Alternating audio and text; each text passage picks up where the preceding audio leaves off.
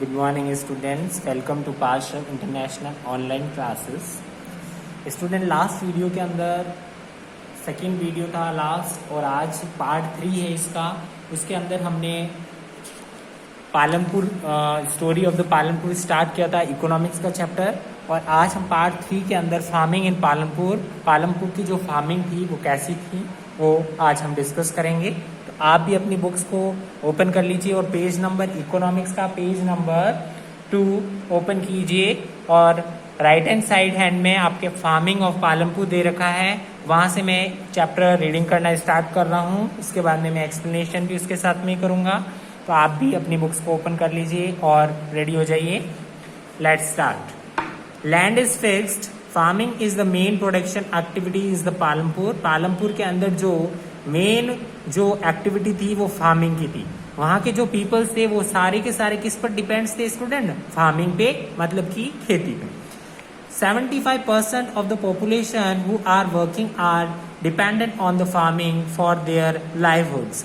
मतलब कि 100 में से जो 75% जो पॉपुलेशन थी पालमपुर की वो वर्किंग डिपेंड्स किस पे करती थी?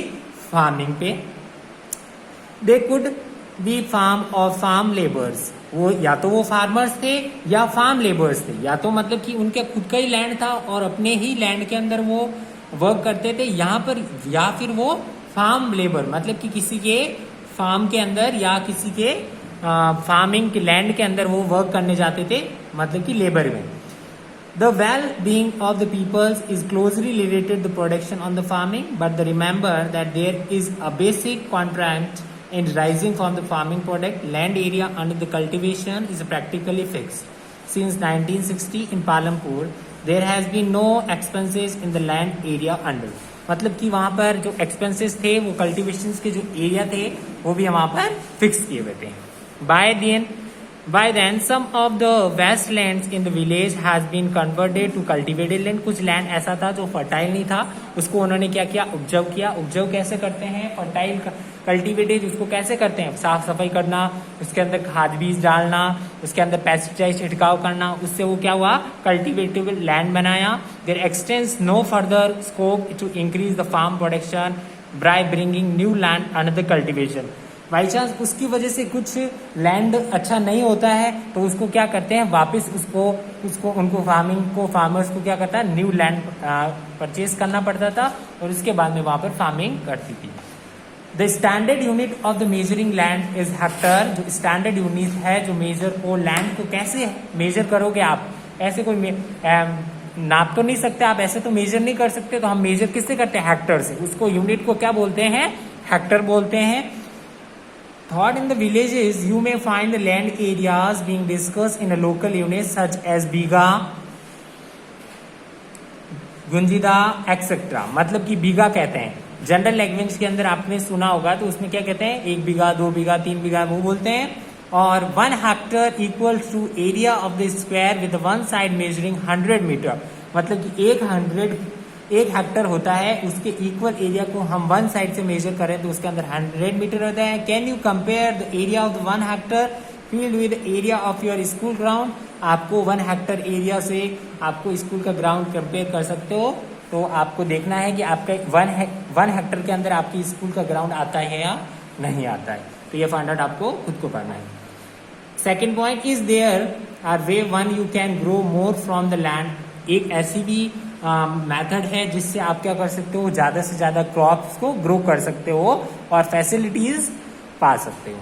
इन the kinds of crops grown and facilities available, Palanpur would resemble a village of the western part of the state of Uttar Pradesh. तो पालनपुर कहाँ का था? उत्तर प्रदेश का विलेज था, उत्तर प्रदेश डिस्ट्रिक्ट का। All India is cultivated in Palanpur, no land is left ideal. मतलब कि वहां पर लैंड की जगह ही नहीं थी, मतलब कि सारी जगह खेती की हुई थी। During the rainy season kharif farming grown जवान एंड बाजरा। रेनी सीजन के अंदर, रेनी सीजन कब की होती है? सीजन कौन सा होता है? खरीफ का, जहां बरसात का मौसम होता है वहां पर वो जवार और बाजरा उगाते हैं, जो अभी हमारे एट टाइम चल रहा है। These plants are used as a cattle feed.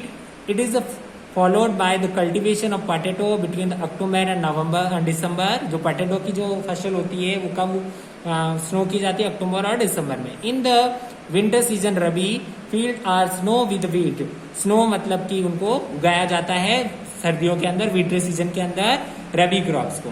From the west the wheat production the farmer keep enough wheat for the family consumption and sell the surplus wheat at the market as Raniganj.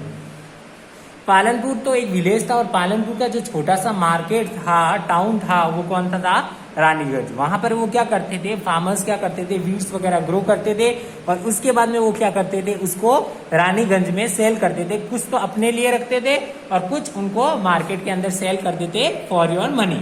A part of the land area is also devoted to sugar cane which is harvest once year, मतलब कि sugar cane होता है जो complete year के अंदर, 1 year के अंदर, 1 year के लिए उसको हार्वेस्ट किया जाता है और वो 1 ईयर के लिए ग्रोन किया जाता है। Sugar cane is the raw from और jaggery is sold to tractors in Shahpur, मतलब कि वो उनकी जो शुगर केन से जो रॉ मटेरियल्स मिलता था उसको कहाँ पर लेके जाते थे?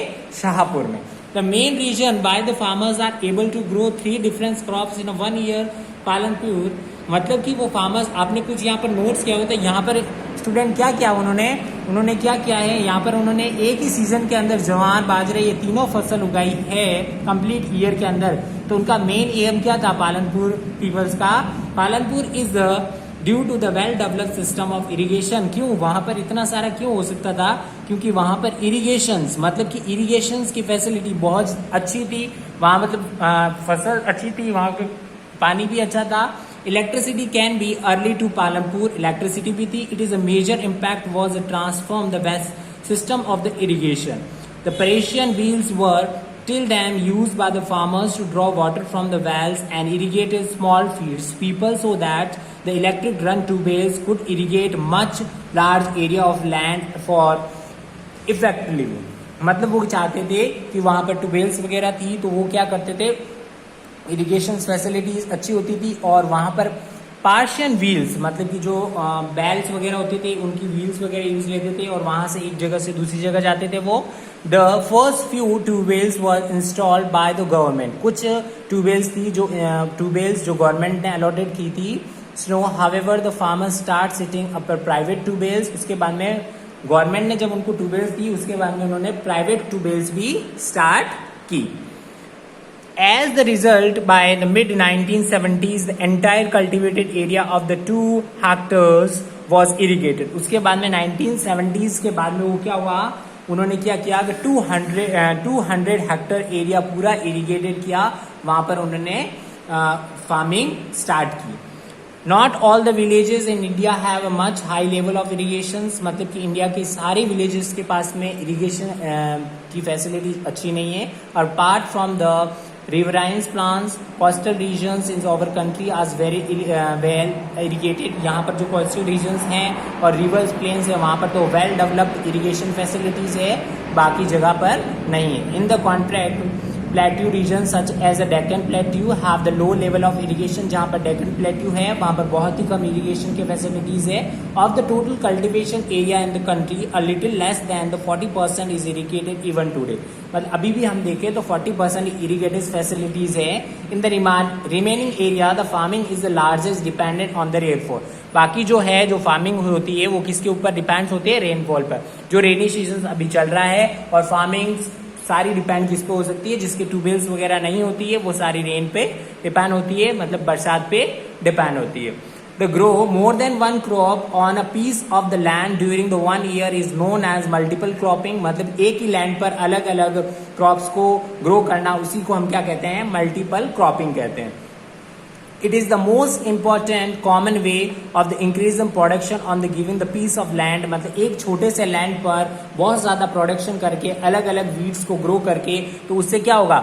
उसमें क्या होगा? इंक्रीजिंग प्रोडक्शन बढ़ेगा। All the farmers in the Palanpur go at least 2 main crops may are growing potato and the third crop is the past 15 to 20 years, मतलब कि एक क्रॉप तो वो टू मेन क्रॉप तो वो फिक्स रखते तो और एक को कोई भी क्रॉप थी वो जो 1/3 जैसे पोटैटो उगा दिया तो उसको 15 to 20 ईयर्स उसको बाद में वापस स्नो नहीं करते थे, उसकी जगह कुछ दो, जैसे यहाँ पर वीट उगाया, बाजरा उगाया, शुगर केन हो गया, एक साथ में पोटैटो भी राइज करते थे। तो स्टूडेंट आज हमने ये सारा डिस्कस किया। आपको भी ये पूरा फार्मिंग इन पालनपुर से लेके page number 2 right hand side से लेके पेज नंबर 3 तक आप कंप्लीट इसको वापस रीड करोगे। कोई भी प्रॉब्लम होगी तो आप मेरे से वापस मैसेज पे पूछ सकते हो। Okay student, thank you.